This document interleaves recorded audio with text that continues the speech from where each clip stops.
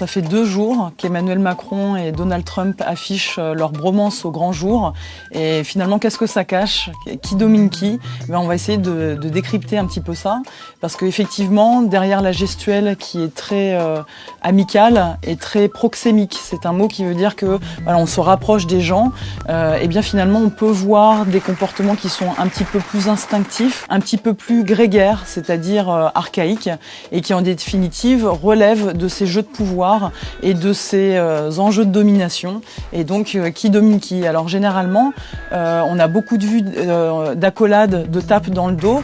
Eh bien, on a tendance à dire, et on s'est rendu compte, en tous les cas les analyses sociologiques le montrent, que celui qui tape le plus l'autre est généralement celui qui domine le plus. Alors il y a à la fois le nombre de tapes, mais il y a aussi la hauteur de la tape. C'est-à-dire que plus je vais mettre ma main en hauteur, plus je vais la rapprocher de l'épaule, et plus on est sur une gestuelle de domination. Alors certes, il y a bien une dimension amicale et relationnelle, mais il y a aussi une autre dimension qui est moins consciente en définitive, et qui est plus liée à ces ressorts de domination. Ce qui est très pertinent, c'est de voir la différence entre la séquence qui est filmée. Donc là, il y a du mouvement, et effectivement, voilà, on a 2 hommes, c'est presque un petit peu trop symbolique, c'est-à-dire qu'ils sont avec leur costume cravate et ils sont avec la pelle. Enfin, il y a quelque chose qui fonctionne pas très bien dans cette séquence-là.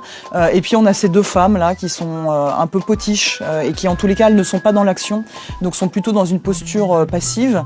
Donc c'est très stéréotypé. C'est vrai que ça pose question de ce rôle de première dame où vraisemblablement, voilà, il y a les hommes qui sont en action, qui sont là avec leur pelle, et déjà d'un point de vue symbolique, à part l'arbre qui va pousser et le symbole, bon, il y a quand même quelque chose qui est de l'ordre du hiatus avec ces costumes là qui apparaissent. Enfin, il y a quelque chose qui est très étonnant.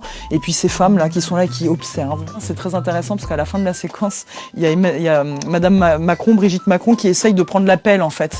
C'est comme si elle ne supportait pas cette passivité. Elle est avec Donald Trump et elle essaye de, voilà, elle touche la pelle comme si, voilà, il y avait quelque chose qui s'exprimait chez elle de, mais moi aussi j'aimerais bien passer à l'action. Sur d'autres types de séquences, effectivement, notamment celle de les pellicules. In fact, I'll get that little piece of dandruff for little piece.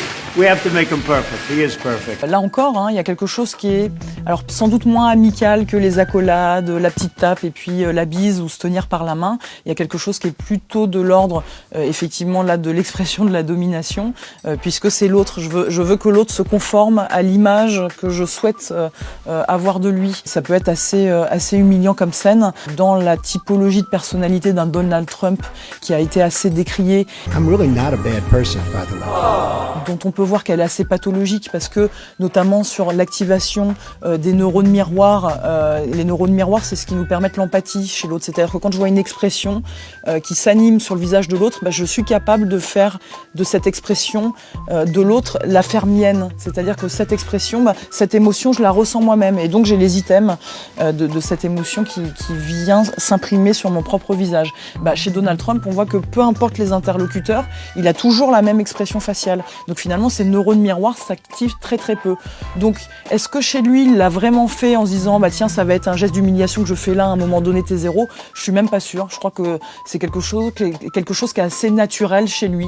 C'est un peu pathologique, ça manque d'empathie et de bienveillance, mais finalement, ça correspond assez à ce qu'on peut voir de chez lui tous les jours.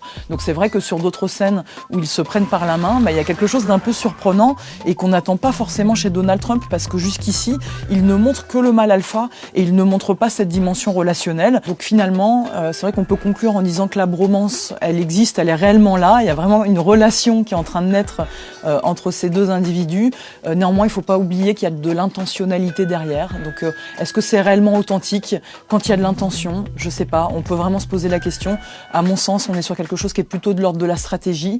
Mais bon, en tous les cas, on est sur une dimension qui évolue et qui est changeante. Donc, à voir comment, dans ces prochains mois, il y a peut-être un nouveau type de relationnel qui va émerger.